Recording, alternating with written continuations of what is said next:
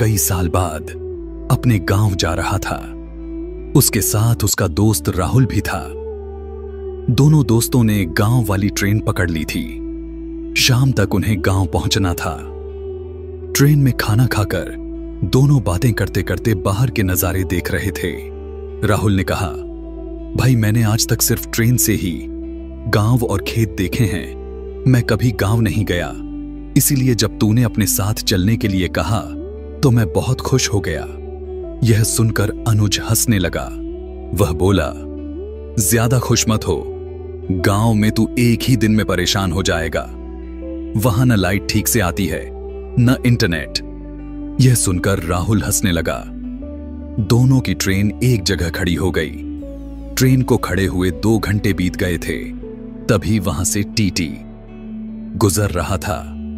पूछने पर उसने बताया कि आगे पटरी खराब है, काम चल रहा है, ट्रेन कम से कम 6 घंटे लेट हो जाएगी।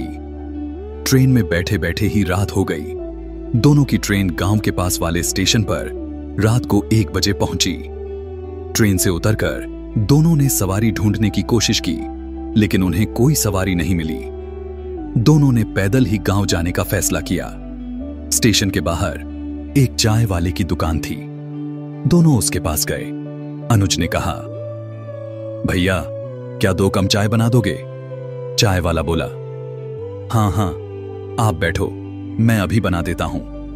दोनों ने चाय पीकर पैसे दिए और चलने लगे। तब चाय वाले ने कहा, भैया इस समय गांव मत जाओ, मेरी बात मानो तो यहीं रुक जाओ।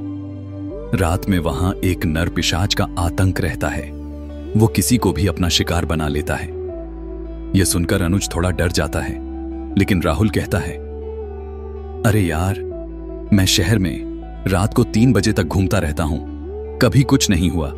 ये तुम लोगों ने डराने के लिए कहानियां बना दी हैं। राहुल नहीं माना और दोनों चाय वाले की बात को अनसुना करके गांव की ओर चल देते हैं। सड़क से रास्ता लंबा था, इसलिए अनुज राहुल को एक छोटी पगडंडी से लेकर चल देता है। रास्ता पतला था, इसलिए अनुज आगे और राहुल उसके पीछे चल रहा था। अनुज बीच बीच में मुड़कर राहुल को देखता और उससे बातें करते करते आगे बढ़ रहा था। राहुल भी उसकी बातों में हाँ मिल रहा था।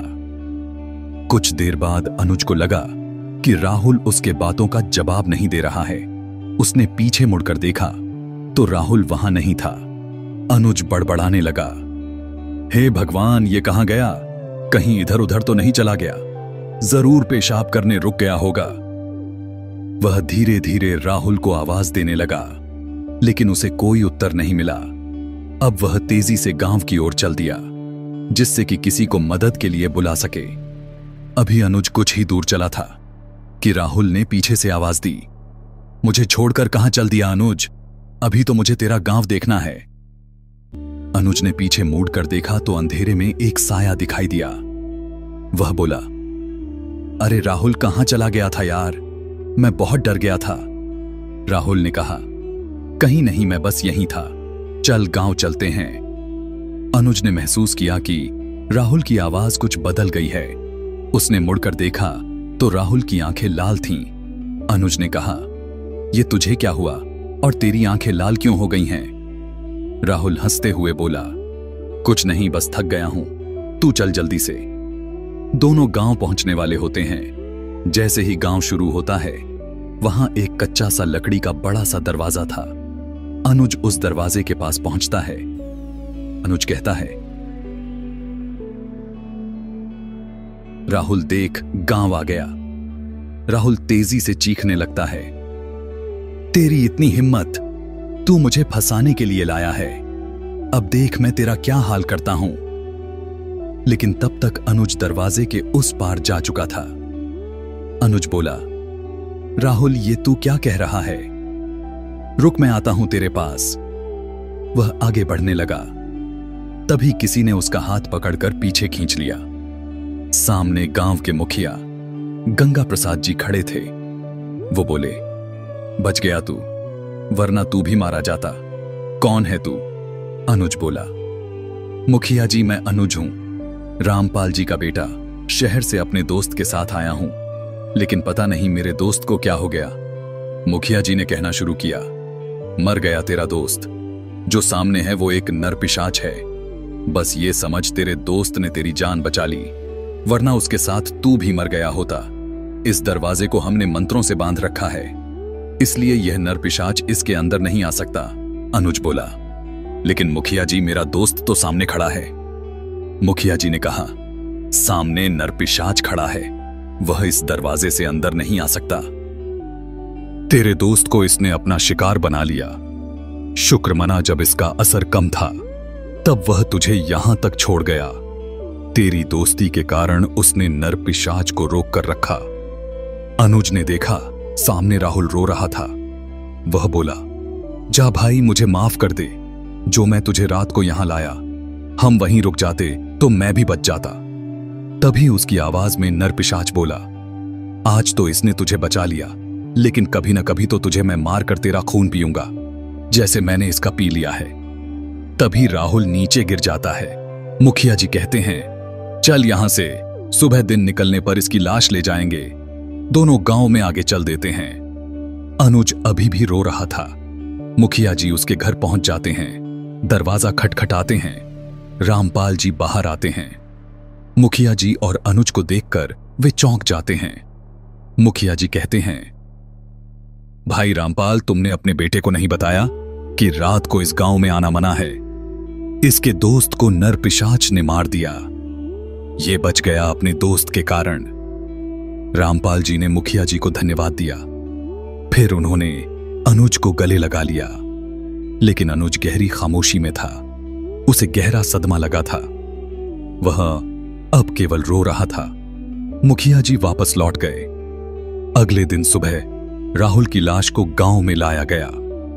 फिर उसका अंतिम संस्कार कर दिया गया। अनुज अब शहर नहीं जाना चाहता था। वह अब गांव में रहकर ही अपने दोस्त की मौत का बदला लेना चाहता था। अनुज बहुत परेशान था कि कैसे वो राहुल की मौत का बदला ले। वह गांव के बड़े बूढ़े लोगों से मिला। उन्होंने बताया कि गांव में एक तांत्रिक आया था। लोगों ने उसे बहुत मान सम्मान लिया। वह गांव वालों से पैसे लेता और टोने टोटकों की मदद से लोगों को उनका किसी से दुश्मनी का बदला लेने में मदद करता। इस तरह पूरा गांव एक दूसरे का दुश्मन बन गया। तब पंचायत ने इस खून खराबे को रोकने के लिए तांत्रिक को गांव से निकालने का फैसला किया, लेकिन उसने सबको बर्बाद करने की चेतावनी दी। इससे गांव वाले उससे बहुत गुस्सा हो गए। उन्होंने एक दिन तांत्रिक को जिंदा जला दिया। तब से वह नरपिशाच बनकर सबका खून पीने की फिराक में रहता है। अनुज बोला, लेकिन इसका कोई समाधान तो होगा। तभी वहां मुखिया जी आ गए। उन्होंने कहा, बेटा, गांव के हर घर ने उस तांत्रिक की वजह से किसी न किसी को खोया है। अगर हमें कोई तांत्रिक ऐसा मिल जाए जो इसे वश में करके इसकी आत्मा को मुक्त करा दे, तभी यह संभव है। अनुज अब ऐसे किसी तांत्रिक को ढूंढने लगा, एक ऐसा तांत्रिक जो उस नरपिशाच से भी ज्यादा शक्तिशाली हो। कहां मिलेगा? यही सोच रहा था अनुज इसी उधेड़-बुन में अपने घर आ गया। वहां उसके पिता रामपाल जी ने कहा, अनुज, मैं चाहता हूं तू कल शहर वापस चला जा। मैंने सुना है कि तू अपने दोस्त की मौत का बदला उस नरपिशाच से लेना चाहता है। इस सब चक्कर में मत पड़ और शहर चला जा। पिताजी, आप बात को समझिए। यह सब मैं अपने दोस्त के लिए नहीं कर रहा हूं, बल्कि इस गांव को नरपिशाच के चंगुल से मुक्त कराने के लिए कर रहा हूं। अनुज ने अपने पिता को समझाते हुए कहा। रामपाल जी ने गुस्से से उसे डांटा, मैं तुझे जो कुछ कह रहा हूं बस वही कर। कल अगर तुझे कुछ हो गया तो हम क्या करेंगे? आज तक उस तांत्रिक से कोई नहीं जीत पाया, न जीते जी न उसके मरने के बाद। अनुज बहुत डर गया था। वह अपने पिता के गुस्से को जानता था। अनुज बोला, पिताजी, मैं शहर चला जाऊंगा, लेकिन किसी को तो आगे बढ़ना पड़ेगा। आप गांव वालों से कहिए मेरा साथ दें। अगर सब मिलकर इस समस्या से निकलने की कोशिश करेंगे तो हम बच पाएंगे, नहीं तो एक न एक दिन पूरा गांव उसका शिकार बन जाएगा। रामपाल जी बोले, ठीक है, कोशिश कर लेते हैं। मैं गांव वालों से बात करूंगा, लेकिन तू कुछ भी अकेले मत करना। अनुज मान गया। अगले दिन गांव में पंचायत रखी गई। उसमें फैसला हुआ कि गांव के 4 आदमी दूसरे गांव जाकर तांत्रिक ढूंढेंगे।